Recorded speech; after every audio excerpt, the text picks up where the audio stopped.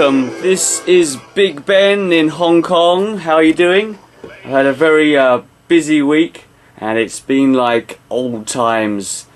In a break from doing my regular birthday party shows, I've been doing a lot of corporate shows in huge ballrooms, and even a shopping centre show, and that's been great fun.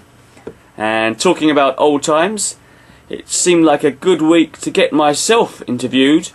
Andy Comic was kind enough to interview me all about my good old days doing those corporate shows and shopping centre shows back in Singapore in the 1990s and the early noughties. As usual, names and links and websites will be listed in the description to this episode, and also old episodes of this podcast will also be listed there on my website. And I talk a lot about some of my Singapore shows. I talk about Juggle Mania, the Formless Formby show, the Supersonic show, and I talk a lot about my corporate show, the Big Ben comedy show, which I used to do in Singapore. And there are full-length 30-minute videos of these shows on my website as well, if you want to check those out. My website is www.thebigbenshow.com. Alright, let's go and listen to me.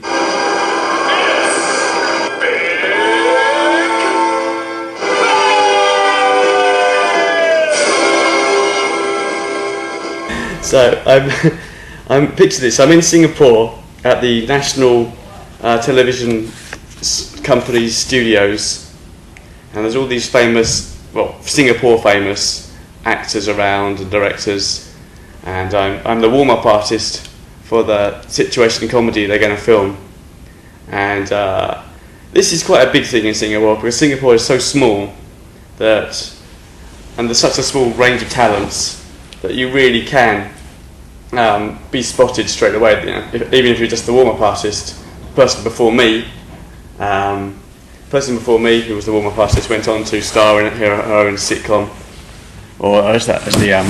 as one of the leading roles in situation comedy. So it's a big opportunity, right?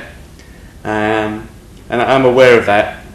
But it's really early in my career, way too early. So this is a TV studio? TV studio in Singapore. And if I did well here, I didn't do well, but if I had done well, it could have changed my whole career. Okay. Because in Singapore it was very easy to get involved in television or situation comedy, because it's a very small little village, Singapore. It's a country, so it's got its own national institutions, like any country, but the range of talents, like artists in particular, is very small in Singapore, because not many people go into entertainment or acting or anything artistic. It's very much a sort of a business, science, maths approach to that country. So there I am, big opportunity, but way too early in my career, because all I had at that point of my career was a silent clown show. For reasons I'll explain later on, that's the way it just happened, that it developed. I just got work doing silent, sort of a Charlie Chaplin style juggling show. And it was pretty good. If you played the music and the crowd was watching, it was a lovely little show. It was a half an hour of juggling and funny little gags done to music, but no talking. And I get there at the studio, and the first thing they give me is a microphone. And they're really insistent that's what you do, right? So of course I say, yeah, sure. And the first thing I do is put the microphone on the floor and start my show. And they rush up to, no, you can't put the microphone on the floor. What are you doing? Now, this is an expensive microphone. So I'm trying to hold the microphone, and then I had normally my show is done to music. That's a big element. This show was choreographed to music, but there was no way they were going to play my music, because they were all concentrating on their own.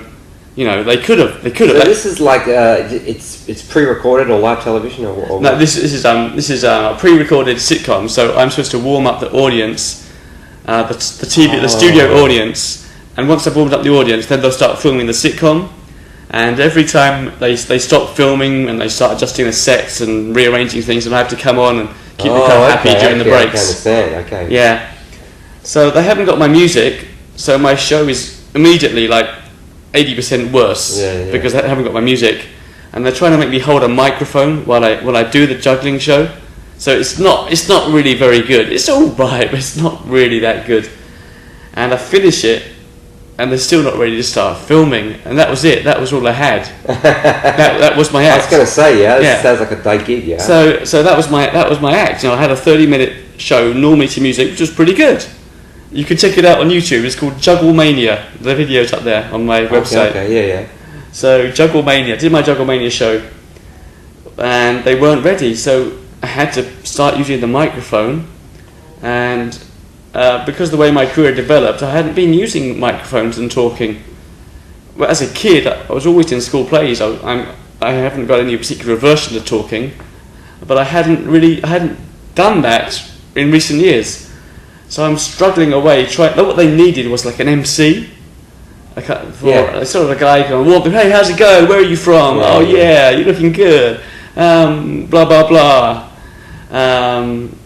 So I'm trying to do that, and I'm not. I'm really bad. I'm out of my element. I'm doing really badly.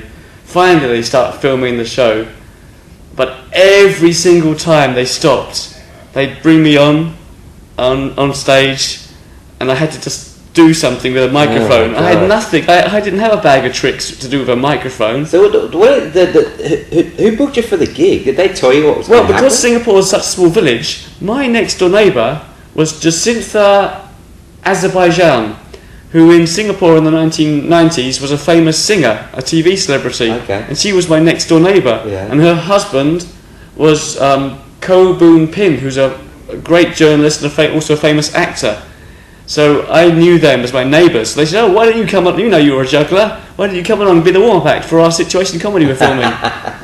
So, you know, it's all very friendly. It's like, yeah, great, I'll give it a try, sure. So wrong. I mean... And then you had to see them every week, yeah? Yeah, well, God, it was so embarrassing. So I had nothing to say to the audience. I tried, I really tried.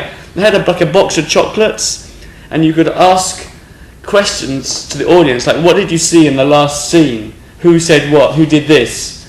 And if they got it right, you can give them a chocolate. Yeah. So, you know, I tried that. I was really trying to think on my feet. So I did that, and I gave out all the chocolates. And then the producer or somebody official comes up and says, you know, that box of chocolates was like for the whole month. You've given it all out in like 1 hour.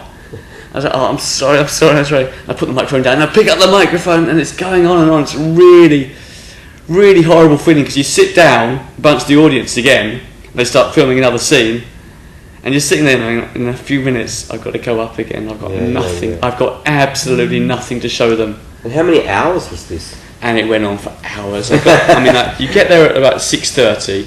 They're supposed to start filming at 7, but they don't start filming till 8. And then it goes on and on and on, and it goes on till midnight. So it's like 4 hours, 5 hours. It's getting up to midnight. And one of my jobs was to take any kids in the audience to the toilet. Yeah. So but you know, the kids in the audience, you know, after 5 hours sitting in the audience, they're gonna need to go to the toilet. And at about midnight, a small kid wants to go to the toilet, and I think this is my chance I can do something right. I can get out of the studio, and go to take this kid to the toilet. The producer had told me where the toilet was, but it was quite a complicated set of directions, which he told me about 5 hours ago, so I couldn't really remember. So I rush out with this kid who needs to go to the toilet. He's like, I need to go. And I go outside, and I just get completely lost. And a television company, it's a big thing. There's like warehouses and corridors and studios and prop departments. And at midnight, the only people around are the cleaners. And if you're in somewhere like Singapore, the cleaners aren't going to speak any English. So you're trying to explain with mime, you know, that you want to get a kid to the toilet. Where's the toilet? And you're trying to tell them the toilet.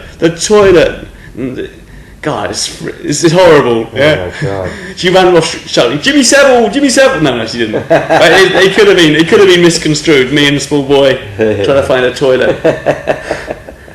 Was everybody on TV in the 80s a paedophile?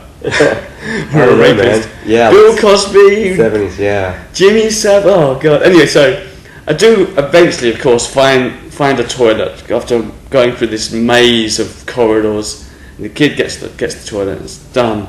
And I can't remember how to get back. So the whole nightmare begins again. And I'm looking at my watch. So I've been out for it should be like a 5-minute, thing. Yeah. And I've been up for like half an hour or 40 minutes. And I don't know where I've come from. I can't remember. So I'm kind of peering. And I can see there's certain studios where they're filming, so I'm kind of opening the door and looking in to see if it's the right studio, and it's not. And I'm messing things up. And I'm hoping they don't, recognise who I am. And eventually I find the right studio, and I'm just shattered. The whole night has been a total disaster. And I just sit in the corner and I hope that the producer just doesn't notice that I've even left the studio, okay? Because I'm supposed to have been there. And I hope he doesn't even know that I've gone outside. And he comes over and I said, look, I'm really sorry. I know I've been here the whole time. I'm lying. I've been here the whole time. He said, Ben, don't lie. We know where you were. We could hear you. You took the microphone with you. Oh my God, that's hilarious. I was so nervous. I was holding in my hand the wireless handheld microphones the whole time. I hadn't dared put it down. So as I'd gone out, for a while, they'd still heard me on the speakers in the studio asking where the toilet was. So that was just like humiliation upon humiliation. And I eventually got a check for it, and I just felt so embarrassed. I never cashed the check. Oh, really? I just thought, I can't take it now. It was just the worst ever possible gig. I wasn't ready. I just wasn't ready for it. But I didn't know. I thought, TV studio, that'd be fun. Yeah, my next door neighbour might get spotted, might get a part. I'm good at acting. Yeah, why not? Give it a try.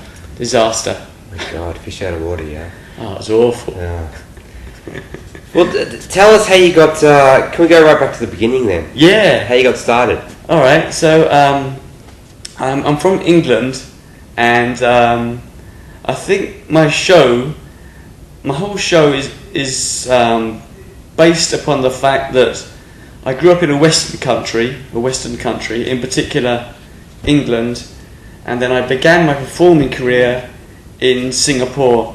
And I think that those two environments have totally influenced the way I do my show. So growing up in England, in London, there's Covent Garden, which I didn't go to very much, but I was aware of it, and I'd see the standard act getting a big crowd and climbing on the big unicycle and juggling as your big finish.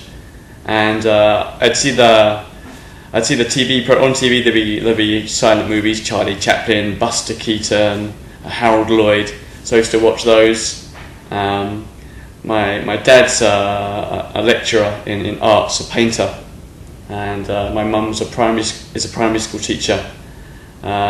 So quite not really a business background at all. So more of a liberal arts environment when I was growing up. So performing was definitely something that I could do. Although I had loads of hobbies. I mean, one year I was into making movies with a cine camera, stop motion, animating little Star Wars figures frame by frame. My main artistic hobby, was drawing and painting. I always thought that I might become an illustrator because I was really into drawing and painting. But I was also in the school plays, loved being on stage. Also very academic though. Went to Oxford University, where there was a juggling club, which give that a try, because it just happened that at that point in my life, juggling was the hobby that I'd picked up on. It was quite a good hobby to do because I always liked playing. When I was a kid, I was playing with Star Wars figures, and as I got older, there were kind of less, you can't really play with toys anymore. What toys could you have? Oh, juggling stuff when you're 14, 15, yeah, buy some of those. And there was a mini juggling craze in Europe.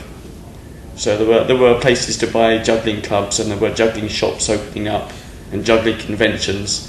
And that coincided with when I was at university, where there was a juggling club, which I became president of.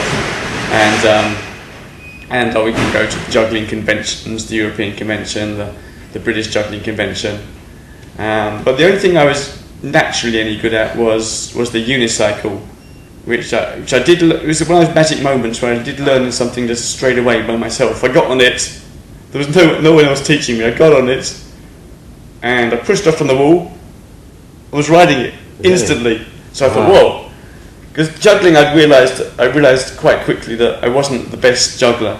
There were some really good jugglers at the juggling club at Oxford University, and they put on some really good shows. And I was never really involved in that because I wasn't really good enough at juggling. I was more sort of evangelical about preaching juggling as the president of the juggling club, trying to get more and more members. It's like a religion. Yeah, you can juggle. We'll teach you how. Come on. Yeah, let's clap. There's another juggler. But unicycling, I was naturally good at. Wasn't enough of a gymnast to do the really difficult tricks I found later when I went to a unicycle convention. But I got it straight away. So I really liked unicycling. And after university, I finished university. I had no idea what to do because I'd been very academic, got into Oxford University, but studied something totally obscure, early medieval history. Hadn't really thought about what kind of job. Maybe I could become an illustrator of some kind. Maybe I could work somehow in the BBC. Totally vague. No idea how to do any of that. And while I was at university, my parents moved to Singapore because my dad just wanted to try teaching at a different university in a different country. So he was teaching in the University of Singapore, and of course my mum went over and got a job as a primary school teacher in a local primary school in Singapore. My brother went over because he was only 16. My sister went over because she was only 10 years old. And so when I finished university, I thought, I'm going to see my parents. So I went off to Singapore, and as juggling was still my particular hobby at that time in my life, I took all my juggling stuff and my unicycle with me, and I got a job teaching English as a foreign language, which I thought might be fun to spend a year in a foreign country. And there was no juggling club in Singapore, there was no unicycle club, but I was still quite enthusiastic, and I set up a juggling club in one of the local international schools and a unicycle kind of department there. And I was still riding my unicycle on the streets of Singapore, almost like a skateboarder would, looking for funny obstacles to bunny hop over and jump over. I was 22 years old, and I was riding my unicycle doing some stunts outside the shopping centre, just on my way to work, on my way to the school where I taught. And someone came running out of the shopping centre and said, can you do a show in my new shopping centre? And I was 22 years old. I went, yeah, I'll do that. Yeah, no worries. Okay, great. And Singapore it's very enthusiastic. It's really enthusiastic. It's an enthusiastic country. So that weekend, I turned up. I had a stereo cassette player, and I had my unicycle on some juggling clubs. I had The Art of Noise playing, ding ding ding ding ding ding ding, the Tom Gunn music, and they have a James Bond adaptation that Art of Noise plays. So I was playing that music, and I put together a little show.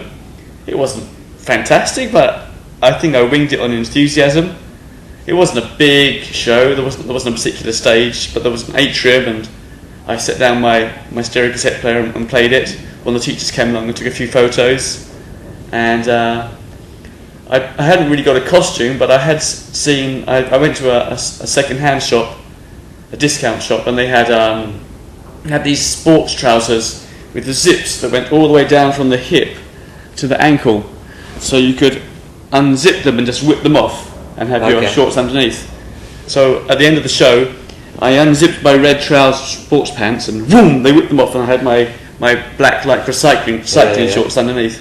And strangely, 22 years later, I still have that fixation. All my trousers, my costumes, have zips down them, and they can be whipped off. So that's where it came from, just by chance. That's where the idea came from. How did you start off having your pants fall down? Was that just a classic clown gag? Okay, so straight off, the very first show I did, I was in the factory outlet store, looking for something I could cheaply buy that would look like a costume, and there were these bright red training trousers, gym tracksuit bottomed kind of trousers, which did have these zips down the legs. So I thought, okay, I can whip that off at the end, and I'll have my cycling, my Lycra cycling shorts underneath, and it'll be just like boom, and I can finish with the unicycle act and juggling on my little unicycle. I didn't have a big unicycle at that time, so that's where it came from, just by chance. And then later on, about a few years later, I saw an act, a brilliant act that people should check out, called the Umbilical Brothers. Yeah. And they were in Singapore at the Arts Festival, and they do sort of a mime show where they make their own sound effects with microphones. And their show began by rushing onto stage in their underwear, and then realising that they hadn't got their clothes on, and then restarting the show with their clothes on. Okay. They'd run on in that underwear, Yeah. and then they'd rush off, and then they start doing. They were playing Lenny Kravitz. Are you gonna go my way? Are you gonna go my way? And they rush on, and they're just in their underwear, and they go, oh no, shit! And they rush off. Then they restart the whole dance routine. A few times they do it. They keep on making mistakes and coming back and restarting. But their first mistake was they hadn't got their costume on. They were just in their underwear. Yeah. So in 1998, when I went full time, this is 3 or 4 years after that first solo show in a shopping centre. In 1998, when I started my professional full-time career, I began my first show, Supersonic, by rushing onto stage, and my trousers were falling off. That's where the idea came from. I immediately thought, that's a great idea, and I got these trousers that fall off. So my first show was rushing on with my trousers falling off, and then, stop, restart the show, and pulling my trousers up. And that I still do today, 22 years later. Man. It's funny. Still do it today. It's funny. But, because some clients say to us, we don't want that guy to pull his trousers down, and I think, that's the funniest bit, man. Yeah, well... Why do you want to get rid of that? Yes, I guess, the world's got more politically correct since I began, because in Singapore, I was the only person doing these shows, and they kind of assumed that I knew what I was doing. Yeah, right. And your trousers come off, is that what you do? Yeah, that's what I do. And also Singapore, despite its strict reputation, it's actually the entertainment industry there is cheap and cheerful and fun-based. It's getting the CEO on stage, making him wear a silly wig, giving him false breasts, which you wouldn't do in Hong Kong. What the hell, really? But that was what it was in Singapore. Yeah. I mean, even the politicians in Singapore, strict though they are with their policies, if you see them, they don't wear ties, they don't wear long-sleeved shirts, they wear short-sleeved shirts with no ties. It's a very relaxed... There's actually a very relaxed lifestyle in Singapore, which people don't realise. So, running on stage, dropping your trousers in the hot weather was fine. Most people are wearing tiny shorts anyway. I wasn't being any more risque than the people wear. How long until you quit your teaching job? Yeah, so I did get this first job just for one weekend at the shopping centre, and juggling's still my hobby. So I'm organising the talent show at the local language centre where I'm working, and then during the talent show my set would be doing some juggling. So I'm still doing juggling, and the teachers know that the other teachers know that that's my hobby. And one of the teachers comes up to me one day and says, "Hey Ben, look at this in the paper. In the paper there's a little advert saying entertainment company looking for jugglers, magicians, unicyclists. Please call this number." So I call the number and I go over to this office, and there's a company called Foreigners Dance Company, and what they do is they do corporate events, and they go to a corporate dinner and they put on a 20 to 30 minute song and dance show. For example, if the theme of the corporate dinner was Hollywood night, they would have various song and dance routines featuring Hollywood artists. So one of the dancers would dress up as Marilyn Monroe and would mime and dance to a Marilyn Monroe song. There'd always be one of the guys dressed up as Michael Jackson doing a Michael Jackson song. Yeah. There'd be one guy dressed up as Elvis doing an Elvis song, a Janet Jackson routine, doing the dances that they'd seen on the videos on MTV. And so I got the job as being Charlie Chaplin, which is why I stopped talking.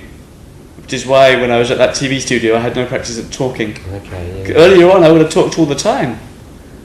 But so I got the job as Charlie Chaplin, and I would go on dressed as Charlie Chaplin, and do a 3-minute Charlie Chaplin juggling routine, and it was cigar boxes and devil stick, which is still 22 years later my kind of go-to basis for starting a show. Cigar box and devil stick, rather than juggling clubs or juggling balls. Cigar boxes and devil stick. So I would go on and do that, and I was doing that in the evenings, maybe Friday night or maybe Saturday night. We'd do a couple of corporate shows, and I learnt a lot. But it was just a tiny, and it was very stress-free. I just had a small 3-minute set, which I knew perfectly. And they gave me this nice costume and makeup. I'd rush on, do it. I'd rush off, done. And it was great. So I did that for a few years, and then I realised. Then I looked at my calendar and realised I'd been in Singapore for 4 years, still just teaching English as a foreign language, and I had a degree from Oxford University. What was I doing?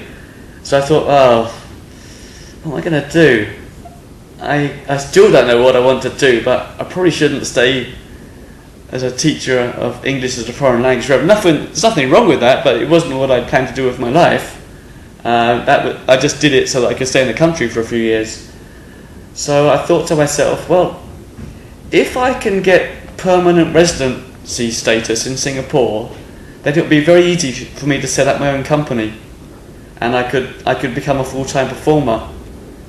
And there were really very, very few performers in Singapore, but there was definitely a market for it, because I'd be doing these corporate shows, and when I was doing these corporate shows, I was realising there were family fun days where a company goes to the beach or goes to a local park and puts up a big tent and has stage shows all throughout, and party games throughout the day for the company. And those shopping centres were having lots of shows, and Singapore had a big arts festival where they brought in fringe acts, which are basically street-style performers doing shows in shopping centres on the streets each year, and I'd go and watch them, just look at them just in awe and take videos, and get ideas and be inspired.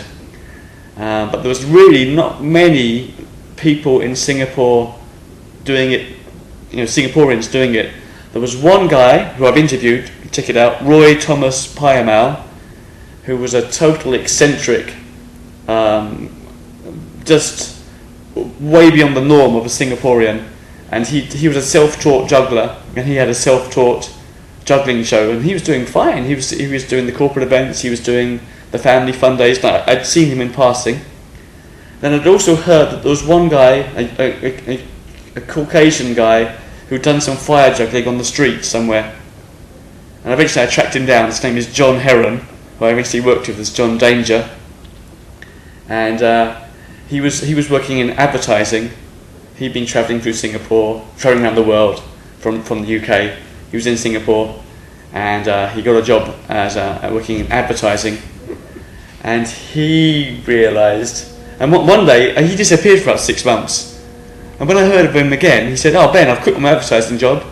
I've set up my own company. I'm doing full time. I'm doing the alternative lifestyle. I'm just doing shows now." And that was quite an inspiration for me, because I hadn't really thought that you could set up your own business. No one in my family is an entrepreneur. My family are basically teachers. At that point, my brother was training to be a teacher. He never actually never finished it all. My sister has now become a primary school teacher. My mum was a primary school teacher. My grandfather had been the headmaster of a secondary school. My father is a lecturer, and what he lectures in is teaching people to be art teachers. So my whole family were teachers. So I had no confidence. Hey, Hey buddy, good to see you, buddy. happy birthday. Hey, happy birthday. Yeah. I'll have to interview him. That's if you can't see this on the podcast, that's Joker. Yeah. And I'll have to interview Corey as well. Yeah, definitely. Next time I'll interview you two. Okay. Have a good lunch. Bye. And also, I like to keep all these bits in. Keeps it real, Andy. And also, I don't make any money out of this, so if I can cut down on the amount of editing, right, the better. But what was I talking about? The Oh yeah, going Johnny. Going yeah. So he'd set up his own business, and I thought, well, my show, I'm actually at that point I'm not better than him now, but at that point I was more of an actual performer. He was more of an advertiser who wanted to make money. So if he's doing it, I'm sure I could do it successfully. And if I can get PR, it'll be really easy to set up my own company. So I'd been in Singapore 4 years, which I think is the minimum before applying for PR in Singapore, permanent residency status.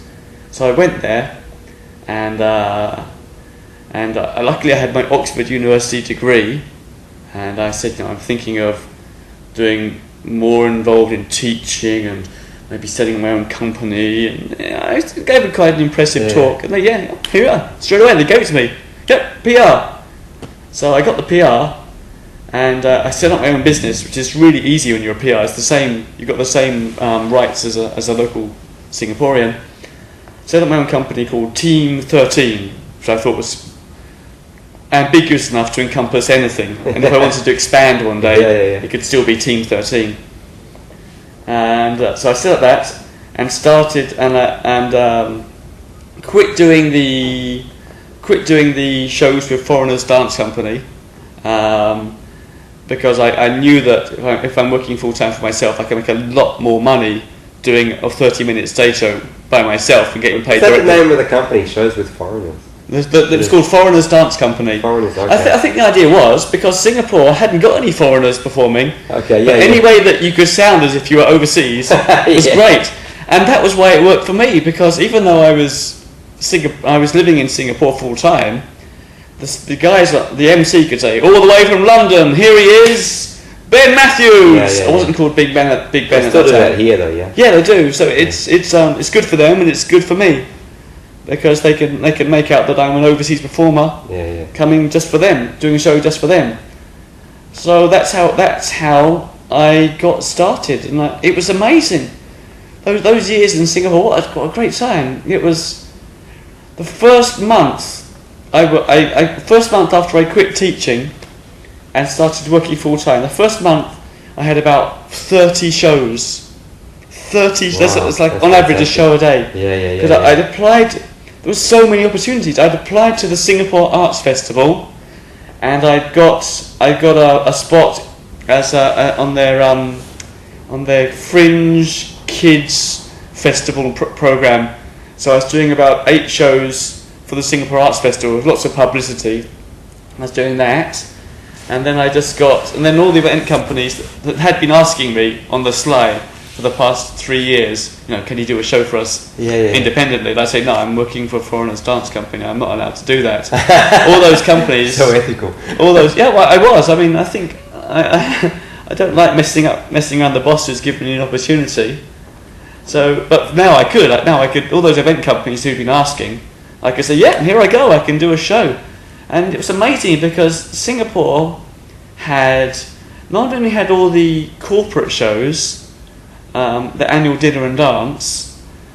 They'd have one at Christmas time, and then they'd have one at Chinese New Year.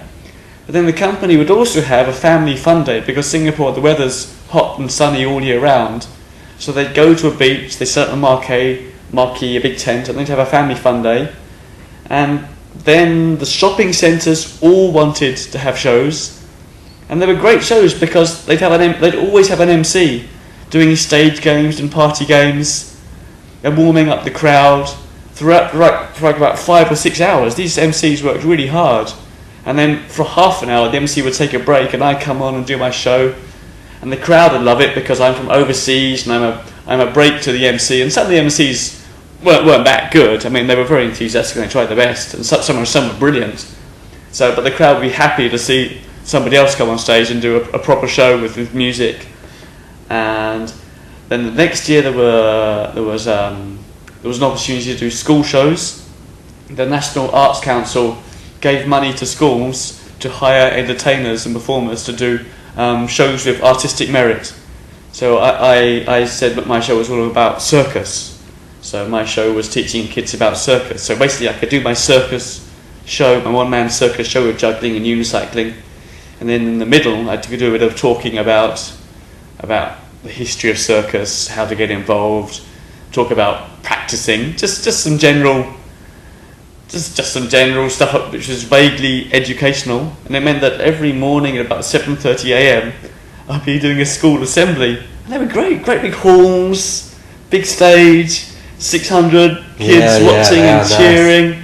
I wish I got more here in Hong Kong. Yeah, and because English is the language of education, so although most Singaporeans will either learn Mandarin, or they'll learn Malay if they're Malaysian, or they'll speak an Indian language if they're Indian, English is the language of education. It's the language that they all use to communicate with each other. So I could quite easily do my show and tell my jokes in English and they'd understand them. Whereas in Hong Kong it's a bit harder. You go to a local school and the English level's a lot lower, and so you can't really do too much, too many jokes in English. But Singaporeans could get it. I mean, they couldn't get the subtlety of an English audience, but they could understand. They could understand as long as I spoke clearly. Do you still have status in Singapore? I'm still a PR. Oh, okay. Yeah. Wow, so you got a PR in Hong Kong? Yeah, I can live in Hong Kong, crazy, UK, or Singapore. Yeah. What I wasn't doing much of was birthday parties, because I was making loads of money doing shopping centres and family fun days and festivals and school shows. It was really, really, really good. And because Singapore is so small, and I get the same clients each year, I was encouraged to learn new things each year. If I could come up with a new act, it was great. They were very happy with it, so I didn't get pigeonholed as a juggler and unicyclist. Pretty soon, the first year was juggling and unicycling show, sort of Charlie Chaplin based, growing out of the Foreigners dance company routine, and no talking. Juggle Mania, that show was called. And then the next year, I got a nice costume made, and I called the show Supersonic, and I was some sort of space alien who was juggling with, still juggling and unicycling, but a new character, a new show. Then the next year, I had an idea for a big foam costume, a big fat costume, which made me look really fat, and that was the costume that was called Big Ben. Oh. And that the name was so popular that I thought, I suppose I'll keep it. I'm from London. My name is Ben. I've got a big costume. Let's call it Big Ben. Yeah. That was Big Ben, who eventually who evolved into a superhero show. And then the next year after that, I had a rock and roll show. I called it Formless Formby, and it was a pretty weird show. He was basically supposedly a world famous legendary pioneer of rock, circus and music, and that was my least successful show because it was just too weird. And in Singapore I think there was nobody else with a unicycle in the whole country when I arrived. Nobody else. There was no juggling club, there was no unicycling club until I set them up. I mean, there were the biggest. I mean, I'm not saying I was the first. The people had set something up for a year or so and it had gone. There wasn't really anything happening, no. So I could do, and also because there weren't any other performers, doing the old standards was actually the best thing to do. If I'd been in London, then originality would have been really important. But in Singapore, it wasn't a help. So when I did my first show, and I went professional, the first thing I did was buy a big unicycle, a giraffe unicycle, and end the show by climbing on the unicycle and juggling clubs or fire. Again, nobody else was doing it. They said, "Can you juggle fire inside?" And I go, "Oh yeah." So I was juggling fire under smoke alarms in tiny convention halls. It was fine. It never went. It was fine. So I would do that, and the reason that trick became so popular is because it is a good trick. It's a great way to end the show. So whenever a busker would come to Hong Kong or would come to Singapore, they'd say, "Oh yeah, we've been really trying to get away from the we do anything but the big unicycle and the juggling the fire as our finish. Yeah. But in Singapore, that was definitely the thing to do.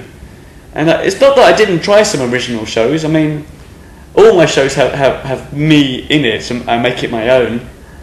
And the Formless Formby show, which you can check out again on my website, is there. Circus Man documentary, The Formless Formby Story. It's one of my favourite shows, but nobody really got it. It was too original, too weird for them to get. So not doing the classics was definitely the way to go in Singapore, and doing corporate shows was really good. So I talk about the corporate show. That was really the pinnacle of Singapore for me. Okay. Yeah, so I'm doing family days, which are fun. And they're really hot outside, dripping with sweat. Having to wear wristbands to stop my hands. Sometimes I'd sweat so much my eyes would just, I couldn't see. There's too much sweat coming down my forehead, blocking my eyes. Singapore's so humid. It's so humid and so hot, and I was kind of thinking to myself, well, I remember I started out doing a 3-minute act in the corporate shows. Surely I could do a 30-minute one-man stage show for the corporate shows, and it will be indoors. It will be in a nice big ballroom. It will be more glamorous. It will be almost like being in a theatre. And so I started putting it together, and I put together a show called the Big Ben Comedy Show, and it was really good. It was that was as I was finishing my career in Singapore. That was sort of the pinnacle, and there was a point where I was doing like three or four corporate shows a night in the peak season, rushing from one hotel to the next. Wow, that's crazy. And you have to be, and I really got it down to a fine art. It was really so what I'd do is I'd get there, and this is how to do it in Singapore. It's pretty different. It's pretty slightly different in different countries. This is what you do in Singapore. You'd arrive and you'd go up to the ballroom, and then I'd leave my big box, my stage box, and my unicycle outside the ballroom, and I'd walk in through the tables to the sound crew, who in Singapore were almost always right next to the stage. Yeah. And I'd give them my CD. I'd say, "Hello, here I am," and I'd give them the CD, and then I'd keep on going back to the back wall where there'd be a door into the kitchens, and then I'd trace the route from the kitchen back to the foyer, because that way it's much easier. Yeah. Yeah, because when you're in the foyer, sometimes you can't see the secret door to the kitchen. Yeah. But if you go from the kitchen, you can trace your way back to the foyer, and then I come back into the foyer, get my big box, my unicycle, and go back through the kitchens and round the back up to where the stage was again, and then I'd be pretty much ready for the show. The only thing I had to do was I did the giant balloon act, where you climb inside a giant balloon. Yeah. So I'd have to make sure that I'd plug my pump in to pump up the balloon. But basically, I was almost ready to go, and they play my music. Music first, big key. It's got to be. Yeah. Got to play the music first. Otherwise, you get on stage, the music doesn't happen. You just. Yeah. It's not good. It's not good. Yeah. I've had that before. Play the music, and bang! I rush on stage, and at the corporate show, you've got to get on and off really fast. Yeah, they don't want you. They don't want to stop the show, stop the night for like 10 minutes while you sit at the stage. And they don't want to stop the show for 10 minutes while you get everything off the stage after the show. So as I said, in Singapore, the MCs, the whole style was fun. So MC would have been playing stage games. You would have had the CEO on stage, people doing silly dances on stage. So the crowd is already warmed up, and I'd bang on, I'd rush on. I was dressed in a bright gold costume. Really a golden suit, shiny golden suit. But that's all I had. And I'd pull out of my hand a rubber glove, and I'd do the rubber glove on my head. Again, it's done all over the world. I find you've won an award for it, right? Yeah, that was with the fat suit as well. There you go. Yeah. There you go. But in Singapore, no one had really seen it. Yeah. I'd seen a busker doing it, so I thought, he doesn't work in Singapore. I'm not treading on his toes. I'm going to do that. So. Rush on stage, just got the rubber glove, and I do the rubber glove out. I put the rubber glove on my head and blow it up, and I can't find the rubber gloves anymore. The rubber gloves I had, they were translucent enough that I could see through them. So I was able to wander off stage and into the crowd and get the women screaming as with fear, as if the rubber glove was going to explode right beside them, and then I time it, of course, so that as that first piece of music ended, I would just pop it myself with my fingernails at the back, bang. I always had canned laughter, because at a corporate show, some people are going to be talking and not listening. So the show, not canned laughter, canned applause. So the music for the first track would end, the canned applause would start, I'd take a bow. Then I had, the music was In the Mood, which is an old dance hall song from the 1940s, 50s. He goes, and I'd do that and get the audience clapping just for, I don't say, get them all clapping. And once they got them clapping, I'd just go off stage and just quickly just pull on my big box, my big unicycle. So then the stage was set, and so there was no pause. I set the stage during the show. I got the crowd warmed up, and they were happy to keep on clapping for like 10 seconds while I just wheeled on my big box and wheeled on my big unicycle. And I pulled out a tennis racket. Again, no one else was doing it in Hong Kong, but I'd seen someone doing it, so of course I was going to do it, squeeze my body for a tennis racket. I'm quite a skinny guy, but you don't have to be that skinny. It's actually not the trick is to make it look hard. So I did the old squeeze my body through a tennis racket, pretend it's really hard, and then did that. Then I pulled out the devil stick from my stage box, did a devil stick routine, and I tried to vary each routine to keep the audience's attention. So this is one of the things I was quite pleased of, quite proud about. What I did while I was waiting for the show to begin, I was watching the MC do stage games, is I would see which tables were the noisiest, who would be the best possible volunteer, and I'd creep up to one of the really noisy tables and I'd give them an umbrella with a note, and the note said, "Here's a prize." I'd give them like a gold medal, which is a chocolate coin. And here's a prize. I'm going to hide this umbrella under your chair. During the show, I'm going to come and get this umbrella, and I want you to chase after me all around the room, onto stage, shouting, "My umbrella, give me my umbrella back. This is really funny. Everybody will laugh. You're going to be fantastic." Wow, that's crazy. And this works in Singapore? And it worked. Wow. Because I'd have chosen the table who was wildest. And I would have made the other people on the table. When I crept over, I'd say, "You make sure this guy does it right." They'd all be like, "Go on, you got to do it, man. You got to do it. Go on, do it." But nobody else in the room was aware of this, right? So what happened? While I'm doing my devil stick routine, I'd make a mistake on purpose, and I'd pretend the devil stick was broken. And I'd be like, "Oh no, what's going to happen?" And I'd look around and I'd start wandering around the tables, and I'd see an umbrella under someone's chair, and I'd grab it, and we go rushing around the room with this guy who was drunk and screaming, the best volunteer out in the room. I picked him personally. And he's rushing after me, shouting, my umbrella. And we're running around the room, and we rush on the stage, and he's trying to pull the umbrella off me. And I give him, I might give him a $2 note, or I might give him another gold medal, which I've made out of a chocolate coin, and he'll be happy if he'll dance, take a bow, and I give him a big round of applause. He goes off, and then I finish the devil stick routine by using the umbrella as my devil stick, because it works. It's fine.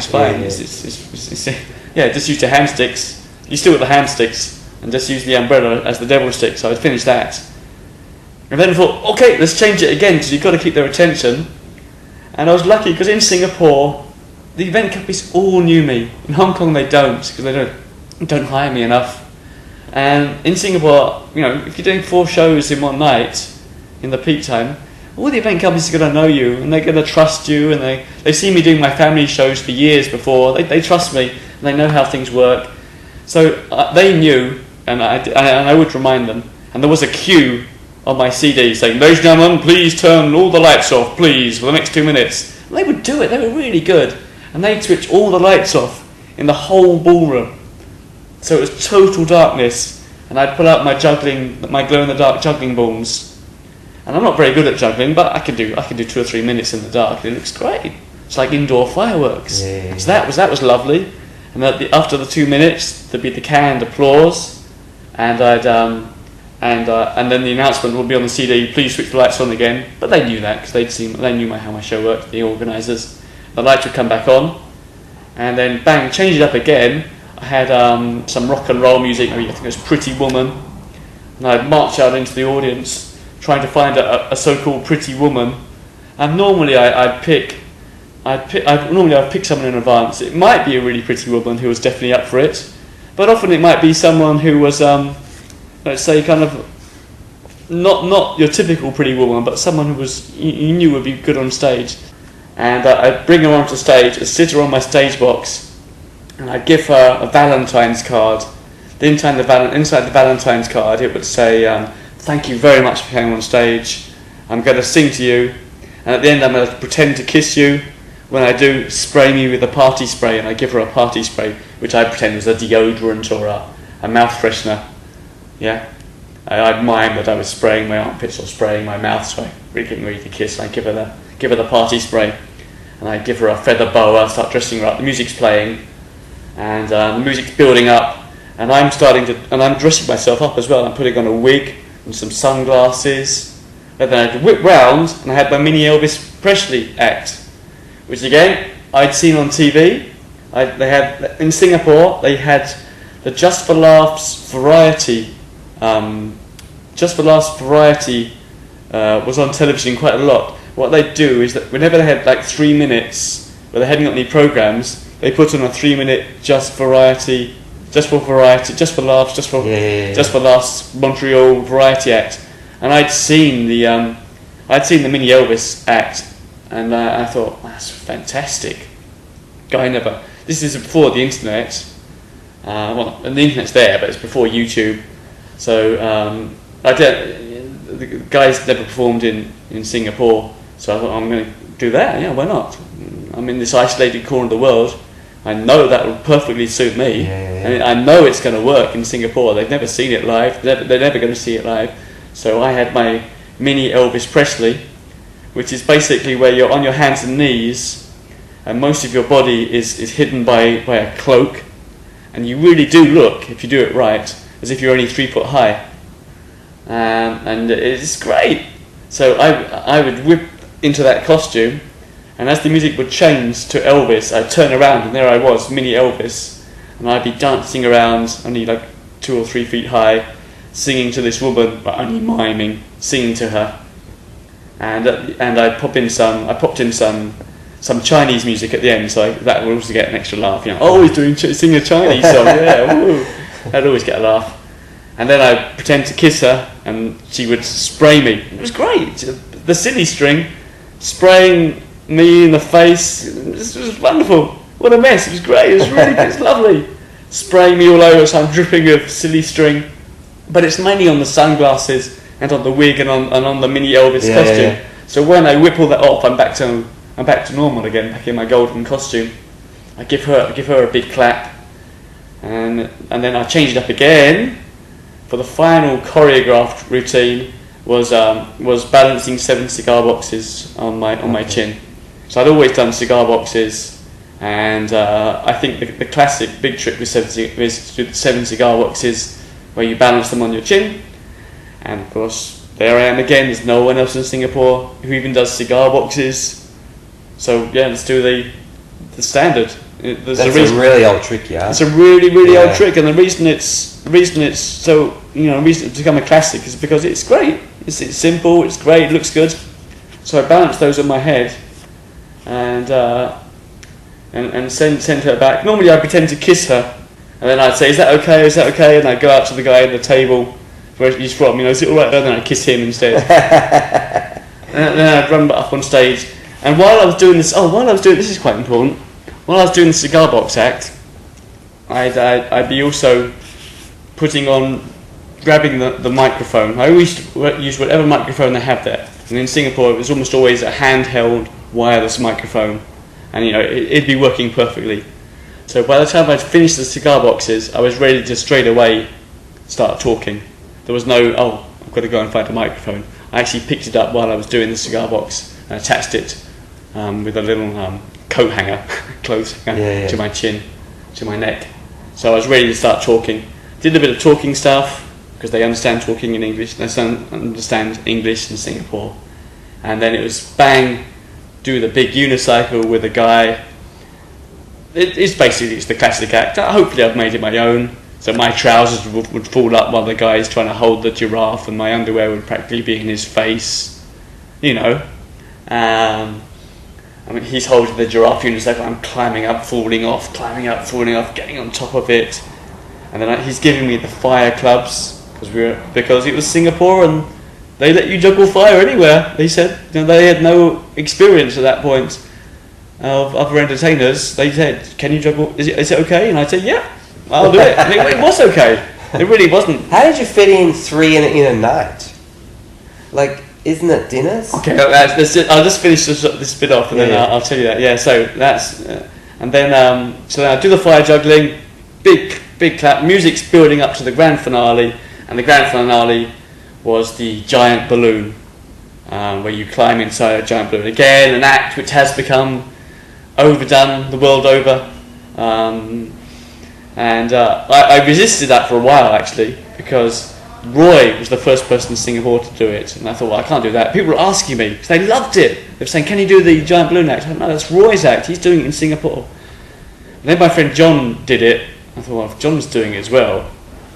So there were 3 of you in Singapore doing the same act? For about 6 months, yeah. And then there was everybody. Really? I mean, by the time I left Singapore, everybody was doing the giant balloon act, and there were a lot more performers. When I started, there were just 3 of us, really. Crazy. There's about 3 of you who do the balloon act here? Yeah, there's not many, but yeah. Yeah, there's not many here, yeah. There's that fat guy, Andrew, he does it. Yeah. And there's a Chinese guy who does it. There's a lot of these balloon guys here are now getting into that balloon act. Yeah. So that's part of their big show. They do these crazy balloons. Yeah, well, why not? And then they get inside the big balloon. Yeah. Alright, so how do I do 3 shows in one night? Yeah. How is it? Because normally... Yeah! Woo! There's the bell! Normally you'd want a probably 8:30 show if you're a corporation. So, okay. So how does it work? I mean, they only go for a few hours, these corporate dinners, yeah? Yeah, well, Singapore's, they seem to fit them in. I mean, they've had 3 shows in one night. It'll be in the peak time, like New Year's Eve or a Christmas period. Oh, okay. Yeah, and so they kind of knew that they were going to have to squeeze me in at a funny time. So the first show might be at 8 o'clock to 8:30, and Singapore is so small that most of the hotels are on the same road. So so you could even walk. I didn't know you walk; it's too hot. But they're close by. So you'd finish the first show at 9 o'clock, and I got everything off while the guy was inflating. Wait! This is a special podcast with fire alarms. So while I had a volunteer inflating the giant balloon, and that takes about a minute and a half, and it's quite exciting if you've ever seen it before. The audience said, "Wow, this balloon's getting bigger and bigger. It's a huge balloon." So while he's inflating it, I'm clearing the stage and packing a few things up. Yeah. So by the time the show's finished, I've only got the giant balloon on stage. I take the giant balloon off, grab the giant balloon, say goodbye. I'm off stage. Everything's off stage. I'm ready to go. So put it on the trolley. I know the way out through the kitchens. Go down. And if I was busy, I used to book a London taxi. They had London-style taxis in Singapore. Do you know what a London taxi is? Yeah. The black cab. In Singapore, yeah. Yeah, the black cab, which is great because I knew I had the same driver each time. His name was Ringo, and he knew me, I knew him, and he knew exactly what to do. He was very, very helpful. He would carry things for me, and he'd be there on time. He'd always answer his phone when I had to call him. And in the London taxi, you can sit down with your box in front of you. It's not in the boot, so you can get ready for the next show while you're driving there. Because you're sitting in the back of the London taxi, and your box is in front of you, your stage box. You can just sort everything out, tidy things up, get it all ready for the next show. And in a few minutes, 5 minutes, 10 minutes, maybe sometimes it's a real mess, the box. And then he would drive me down the road to the next hotel. Hopefully I'd have an hour between shows. I like to have an hour. But Yeah, okay. sometimes it would be half an hour or 45 minutes. Yeah, yeah. And I'd get to the next show, I'd go up, do the same old thing, give the guy the CD, play the music, off I go, do the next show. The next show might be, first show 8 to 8:30, next show could be 9:30 to 10. And then the last show might be a midnight show, or it might be 11:30 show right at the end of the night. Yeah. And you could fit them in. You just booked your London taxi, and so he was waiting So for you. do you do much of that in Hong Kong? Not really. No. Yeah, I'm the same. We don't really get many inquiries. They seem to have bigger budgets. They seem to bring in acts from overseas a lot more. Yeah, I think it's changed, and also Hong Kong is more interested in sort of performances that look high end rather than cheap and cheerful. Yeah. So it took me quite a while, because I came to Singapore with a cheap and cheerful. It's very professional, my act. It works out really well, and when I do get to perform it in Hong Kong, it works fine. But it took me a while to realise that in Hong Kong the corporate events are going to be more stylish. So recently I've been putting together a corporate bubble show. It just seems to fit in quite nicely. It's stylish, and they like it. It's not cheap and cheerful. It looks fancy. But there's not so many in Hong Kong for me. In Hong Kong, birthday parties is the way to go. Yeah. So how did you get into birthday parties? Well, I did a few, of course, in Singapore, because people would ask me, can you do a birthday party? I'd give it a try. And the thing about birthday parties that took me a while to realise when I came to Hong Kong and started getting so many of them is that it's not a 30-minute show. It's a 60. Normally they wouldn't do for 60 minutes to keep the kids entertained and interested and captivated. And I would get a bit frustrated, because I finished my I thought was really good 30-minute stage show, and I'd end on a high at 30 minutes, and it'd be awesome. But by the time it was 60 minutes, everybody had forgotten my great act 30 minutes ago, because the next 30 minutes I would do some games and some balloons. Yeah, I know. And it kind of petered off. I hate the games. It would fade out. But slowly. It's the worst. Yeah, you got this big line of kids waiting. Yeah, big line of kids. So you don't really feel like a performer. Yeah. But then, slowly I've changed it so that I still do the big act at I've made my show a bit longer. It's about 40 minutes now, rather than doing a 30-minute stage show, which is what I'd learnt from my 12 years in Singapore. In Hong Kong, I do when I'm at a birthday party, my stage show hopefully is about 40 minutes. Can still hold their attention, pretty much 100%, 40 minutes. And I do my big act. It might be riding on the unicycle, it might be climbing inside the giant balloon at about 40 minutes. But I don't go full out. I don't use every single ounce of energy, so that at 40 minutes I'm just peaked. I do it, and I put a fair amount of energy into it, but then I go straight into I've got choreographed party games. The music that I play just goes straight into silly dance routines, the Birdie song, Gundam Style, a song where I put in some pauses where they have to stand on one leg. So it goes straight into that, and I have a nice ending now that I'm happy with.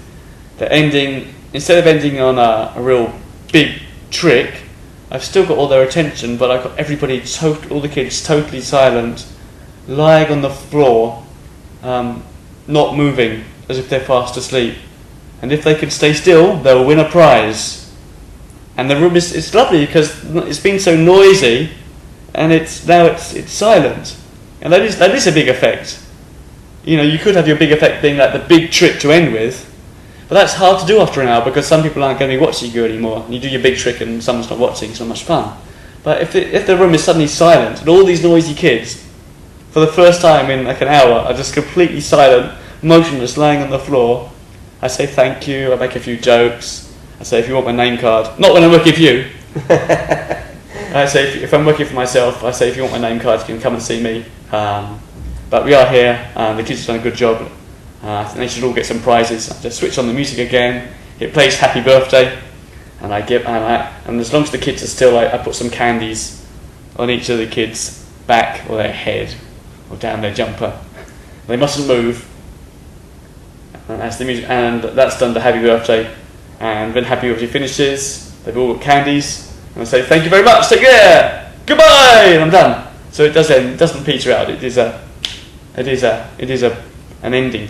Yeah, okay. So that's fun. Yeah. Birthday parties are hard though, tiring. Yeah, I must admit, there's so many times I've sort of just doing the show, trying to pitch that to the client.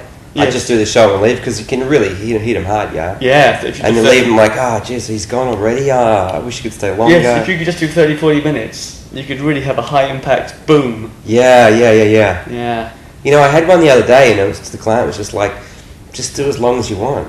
And just open ended. So I'm just kind of, well, this is just going to go on forever. Yeah. Look, if you finish after 2 hours, that's fine. I'll just pay you for 2 hours. Wow. And I'm like, okay, I'm just going to figure out to nothing at the end, yeah. That's all I could do, man. Well, I think also birthday parties are good because they're fairly stress free. Yeah, they're fairly stress free, and there's a new audience being born every single year. Yeah, and hopefully you can have quite a long career as a birthday party entertainer. I've seen some guys in America in their 60s doing it. And so hopefully, you can carry on doing it for quite a long time. So that's great. I found that you have to be quite flexible. With a stage show, I often knew exactly how it would go. The audience was sitting sitting down at tables. I was on stage above them. I could pretty much predict how things would go.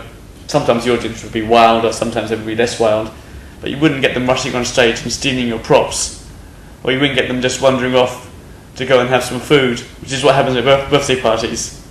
So I think at birthday parties you have to be quite flexible. So sometimes I will turn up and I will realise that this is an event where the adults really don't want to pay much attention to me. They're talking business, they're talking something or other at their tables.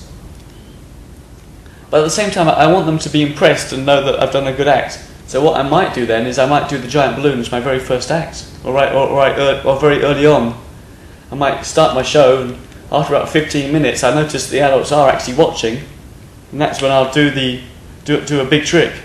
I might do that, and then so at least they've seen something big, and hopefully they're impressed, and then they can go, and then they're happy. I'm happy to let them wander off and talk business with their colleagues, and I'll focus on the kids. And sometimes I did one just last weekend. Well, the birthday parties here, I mean, they are so huge. I was at the Ritz-Carlton in Kowloon, in the main grand ballroom for a kid's birthday. I mean, in Singapore, that would be a corporate event for a multinational company. I was there doing a kid's birthday in the grand ballroom. They had a bouncy castle in one corner, they had face painter, balloon artist, they had a huge stage of me on stage, and just massive tables stretching out into the distance with adults chatting, often with their back to me because they're round tables. So I thought, and it was also, when I got there, it was quite quiet as well. It was a quiet atmosphere. They were just sitting there chatting. There weren't that many kids because the room was so big. The kids were sort of outnumbered. Often you get that with a very rich family. They don't invite hundreds and hundreds of kids. Yeah. They were just like, there were like about, I don't know, 15, 20 kids in a room which filled about 500 people. Yeah. So I thought to myself, well, if I go out there, I could go out there full on, just bang, bang, bang, look at me, which is great, which would work pretty well. Or I could just go out there softly, and just play it by ear. So before my show music begins, I have pre-show music, kind of interlude lounge music. So I just played that quite quietly. So it was the same kind of music they've been playing in-house in the ballroom anyway. And so that was playing now instead. But it was my lounge music, the lounge music that I like. And I just started pottering around and doing my show, just making it up in terms of the music, with whoever was wandering past. and showed a bit of interest. So if a kid wandered past, I brought them onto stage, did a bit with them, and just played it by ear. And then at a certain point, I noticed that a lot of people were watching, and they hadn't been interfered. They weren't annoyed. They weren't annoyed that I disrupted them with loads of loud music, and they kind of wandered over. So that's when I did a few big tricks, and the show kind of built and built. And I didn't play my normal birthday party music. I realised I'd done about 40 minutes anyway of just kind of improvising with all my regular props, the regular devil's stick, regular cigar boxes, but just improvising in time to the interlude music and bringing whoever's near the stage on stage to have a go, making sure whenever I saw the birthday kid they came and had a real go and had a clap, got a big clap. And after about 40 minutes I thought, okay, that's looking good.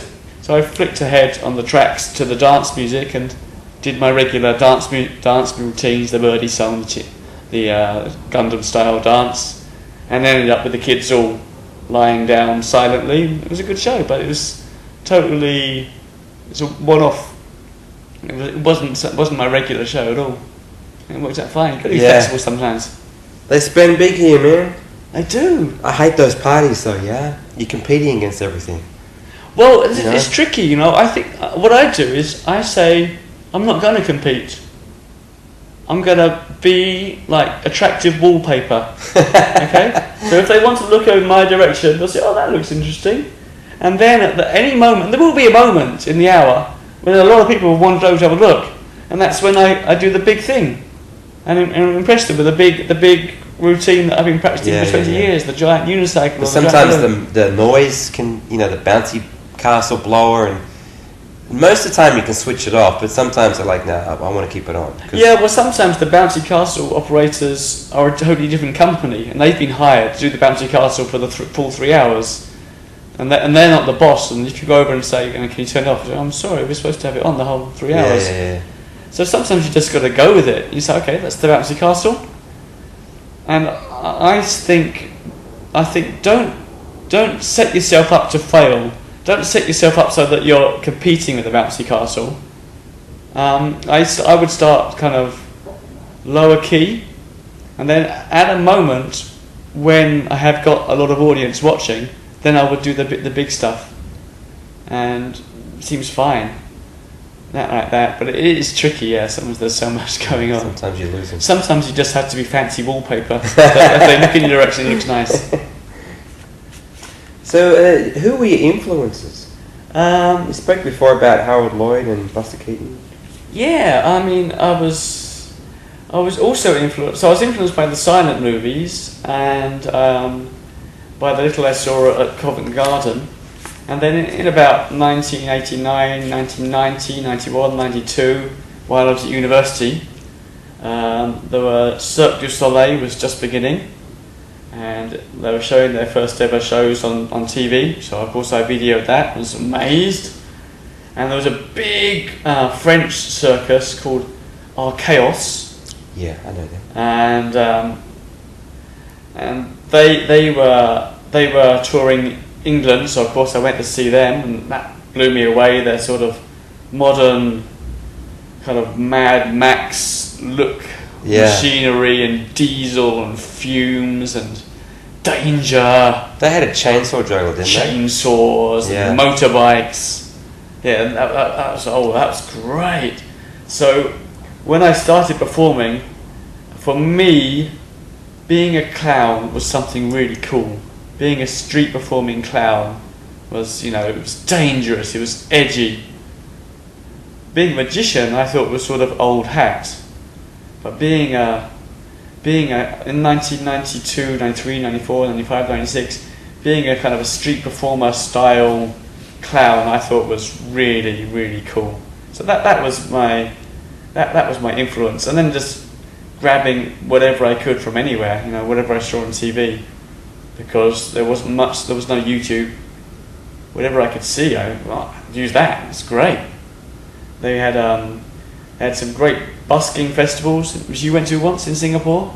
Yep. And I go and see those. Whoa, this is great. Bill Ferguson, my favourite busker. Oh, awesome. So you saw Bill in Singapore? I saw him, yeah. So I was there I don't know how many years he did of that festival. Right. But I was there one of the years, 2000 he did it. Mm-hmm. He's still okay? Yeah. But yeah, I mean, he's amazing, yeah. An hour and 20-minute show. With no props, just brings it up. Yeah. Brings up thing. So, okay, if anybody's watching, check out Bill Ferguson. I don't think his show's on YouTube, but basically, cause I looked for it. But basically, when I saw him, he would start just grabbing things from passers-by, saying he's going to juggle with them. He can juggle with any of them. And he had this lovely crowd work, just responding and building the crowd as more and more people stop to see all the things he's collecting that he's going to apparently juggle with. And then the psychology of it all.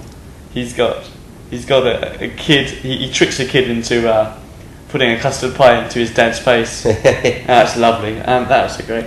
But I don't think he influenced me, although I thought that was just one of the many acts that I saw that I really loved. Yeah, he's amazing.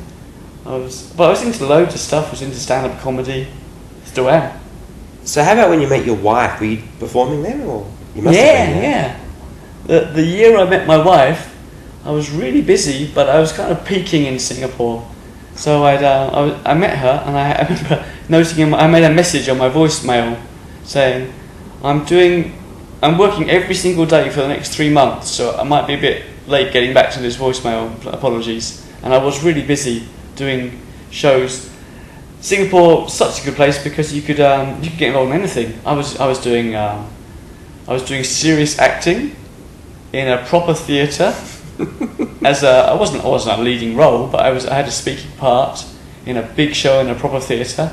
So I was rehearsing that and doing that when I met my wife, and I was also doing all the family fun days, the school shows, the corporate shows. That's crazy.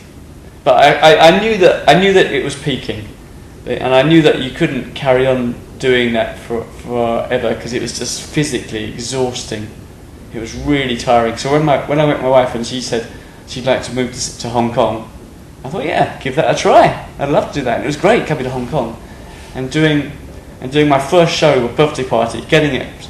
You know, I went on the internet and signed up for a few websites. I put my name down as a performer for birthday parties, and I got a booking, and it was just lovely. I think my first booking in Hong Kong. They'd never seen my show before. You know, it was like fresh start. Lovely, really enjoyed it. So, what about the future? Okay, well, that's a good way to do it out, isn't it, really? Future.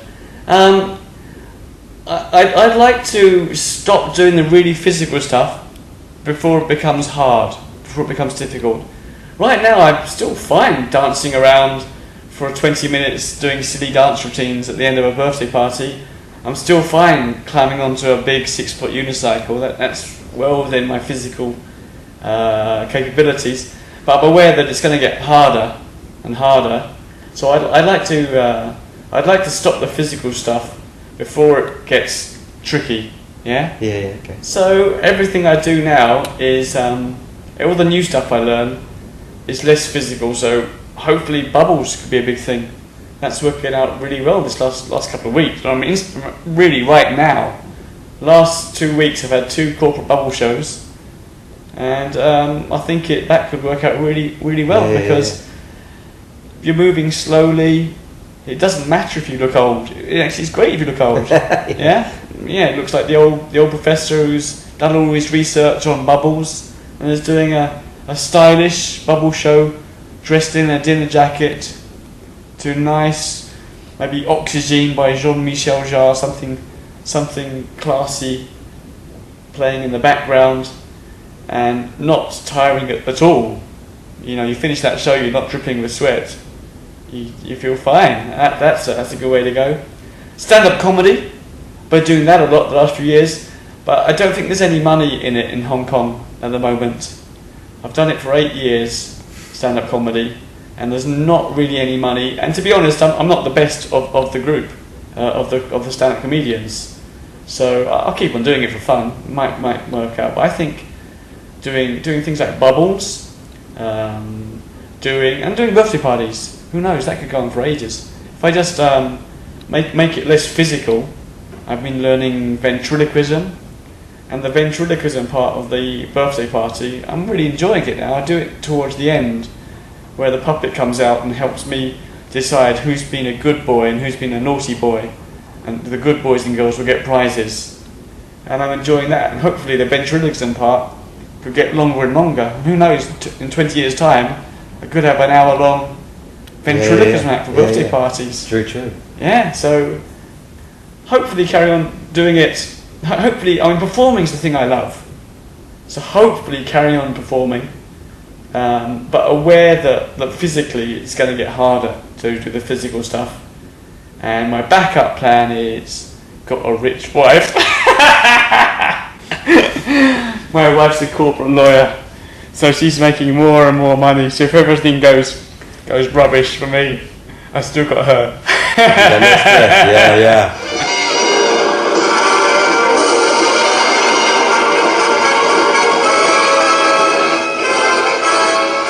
So that's me. Do stay in touch. Check out the videos and the old podcast on my website, www.thebigbenshow.com.